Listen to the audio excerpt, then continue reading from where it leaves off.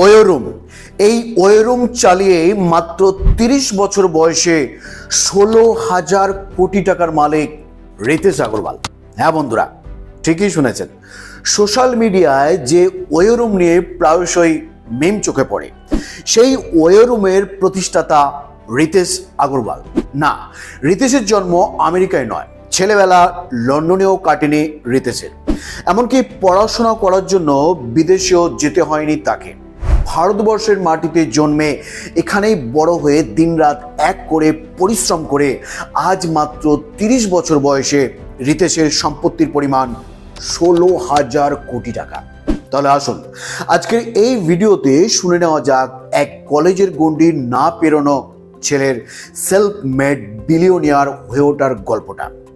রিতেশের জন্ম উড়িষ্যার রায়াগাড়ায়। এই রায়াগাড়া এমন একটি জায়গা যেখানে বেশিরভাগ মানুষই দিনে 100 টাকা উপার্জন করতে গিয়েও হিমশিম খান।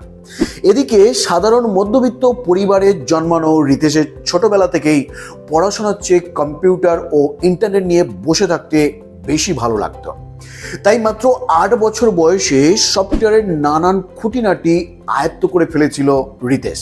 এরপর নিজের জ্ঞান বাড়ানোর জন্য বড় দাদাদের থেকে কম্পিউটার সংক্রান্ত বিভিন্ন বই ধার নিয়ে অত কম বয়সেই রিতেশ শিখে নিয়েছিল কম্পিউটারের নানান জটিল প্রোগ্রামিং। এরপর ক্লাস 12-এর পর কলেজে পড়তে পড়তেই রিতেশ বুঝতে পারে সে এতদিন নিজের চেষ্টায় বাড়িতে বসে যা শিখেছে, রিতেশকে নতুন কলেজ তার চেয়ে বেশি কিছু শেখাতে পারছে না। আর তাই আচমকা মাঝ রাস্তায় কলেজ ছেড়ে দেয় রিতেশ। সেই সময় আত্মীয় স্বজনের থেকে ভালোই টিটকিরি শুনতে হয়েছিল রিতেশকে। তবে সেই টিটকিরিগুলোকে হজম করে রিতেশ চেষ্টা করতে শুরু করলো নিজের একটা ব্যবসা দাঁড় করানোর। কলেজে পড়াকালীন বন্ধুদের সাথে বিভিন্ন জায়গায় ঘুরতে গিয়ে রিতেশ বুঝতে পেরেছিল যে মধ্যবিত্ত মানুষদের জন্য ভারতবর্ষে ভালো হোটেল সার্ভিসের ভীষণ অভাব। অর্থাৎ অধিকাংশ ছোট এবং মাঝারি হোটেলই তাদের কাস্টমারকে ঠিকঠাক সার্ভিস দিতে পারে না। আর তাই বেশিরভাগ ক্ষেত্রেই হোটেলগুলো ফাঁকা পড়ে থাকে। তখন রিতেশ ভাবলো, যদি মধ্যবিত্ত মানুষদের তাদের সামর্থ্য অনুযায়ী কম টাকায় বড় হোটেলের মতো সার্ভিস দেওয়া যায়, তবে তা সাধারণ মানুষ লুফে নেবে। আর যেই ভাবা সেই কাজ, একটা অ্যাপ বানিয়ে ফেললো রিতেশ। উড়িষ্যার কয়েকটা হোটেলে সামান্য কিছু টাকার বিনিময়ে চুক্তি সই করে সেই সব হোটেলের ছবি ইন্টারনেটে এবং নিজের অ্যাপে পাবলিশ করলো রিতেশ। ইন্টারনেটে ছবি দেখে ধীরে ধীরে লোক আসতে শুরু করলো সেসব হোটেলে।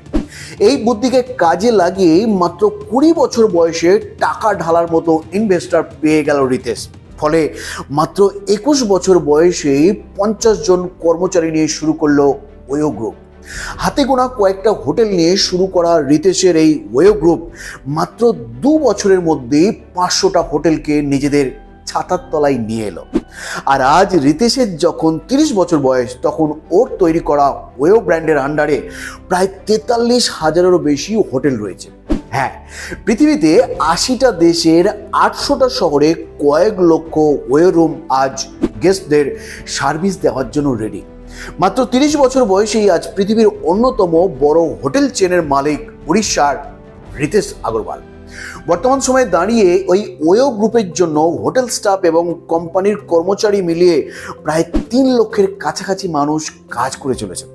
তবে রিতেশের ব্যবসার এই রমরমা একদিনে হয়নি। যে বয়সে ছেলেরা পার্টি করে আড্ডা দেয়, খেলে বেড়ায়, সেই বয়সে রিতেশ রাতের পর রাত জেগে প্রেজেন্টেশন তৈরি করেছে, প্রতিটা হোটেলে ঘুরে বেরিয়েছে, ইনভেস্টরদের অফিসে ভর্তি দিয়ে পড়ে থেকেছে। আর আজ তাই হয়তো সেই ত্যাগের ফল ফেরত পাচ্ছে প্রতিদিন। লকডাউন ও তার পরবর্তী সময়ে রিতেশের তৈরি ওয়ো গ্রুপ বেশ খানিকটা হোঁচট খেলেও 2024 সালে দাঁড়িয়ে রমরমিয়ে চলছে ওয়ো রুমের ব্যবসা। আর তাই হয়তো বড় মঞ্চে দাঁড়িয়ে রিতেশ হাসতে হাসতে বলতে পারেন, হ্যাঁ, আমি সৌভাগ্যে বিশ্বাস করি, কিন্তু আমি মনে করি কেউ যদি রক্ত জল করা পরিশ্রম করতে পারে তবে তার সৌভাগ্যবান হওয়ার সম্ভাবনা আরও বেড়ে যায়।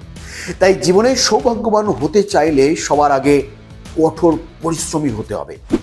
যে ওয়ো রুম নামটা শুনলেই একটু দুষ্টামির হাসি আপনার মুখে খেলে যায়, সেই ওয়োর প্রতিষ্ঠাতা রিতেশের গল্পটা কেমন লাগলো আপনাদের সেটা অবশ্যই জানাবেন। আর হ্যাঁ, আজকের ভিডিওটি ভালো লাগলে অবশ্যই একটি লাইক করবেন এবং আপনার মতামত কমেন্ট বক্সে জানাবেন। আর অবশ্যই আপনার বন্ধুদের মধ্যে শেয়ার করবেন।